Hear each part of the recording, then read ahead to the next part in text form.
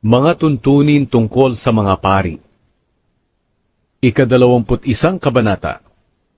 Inutusan ng Panginoon si Moises na sabihin ito sa mga paring mula sa angkan ni Aaron. Huwag ninyong dudungisan ang inyong sarili sa pamamagitan ng paglapit o paghipo sa bangkay ng tao, maliban na lamang kung ang namatay ay malapit ninyong kamag-anak, gaya ng inyong ina, ama, anak, kapatid na lalaki, o dalagang kapatid at walang inaasahan kundi kayo. Huwag din ninyong dungisan ang inyong sarili sa inyong pagpunta sa libing ng kamag-anak ng inyong asawa. Kung kayo'y magluluksa sa patay, huwag ninyong aahitin ang inyong buhok, o puputulan ang inyong balbas, o susugatan ang inyong katawan. Italaga ninyo ang inyong sarili para sa akin na inyong Diyos, at huwag ninyong lapastanganin ang aking pangalan. Ito'y dapat ninyong gawin, dahil kayo ang nag-aalay ng mga handog sa pamamagitan ng apoy para sa akin, na siyang pagkain ko.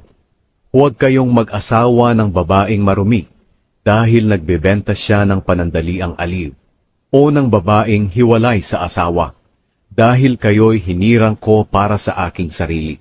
Kinakailangan kayo ay ituring na banal ng inyong kapwa Israelita, dahil kayo ang nag-aalay ng mga handog para sa akin. Dapat nila kayong ituring na banal, dahil ako ang Panginoon ay banal, at ginawa kong banal ang aking mga tao.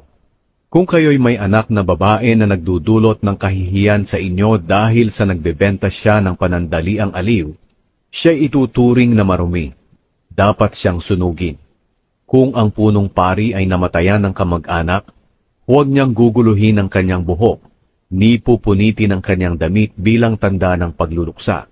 Dapat din niyang iwasan ang paglapit sa patay, kahit na iyon ay kanyang ama o ina.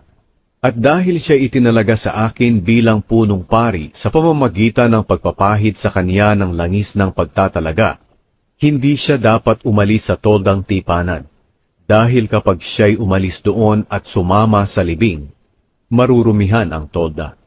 Ako ang Panginoon. Kung ang punong pari ay mag-aasawa, dapat Israelitang katulad niya at tunay na dalaga.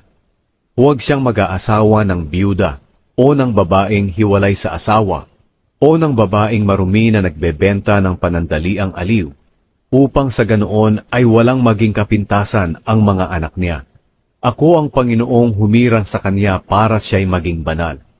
Inutusan ng Panginoon si Moises na sabihin ito kay Aaron. Walang sino man sa angkan mo hanggang sa susunod pang mga henerasyon na may kapansanan ang katawan na makapaghahandog sa akin ng mga handog na pagkain.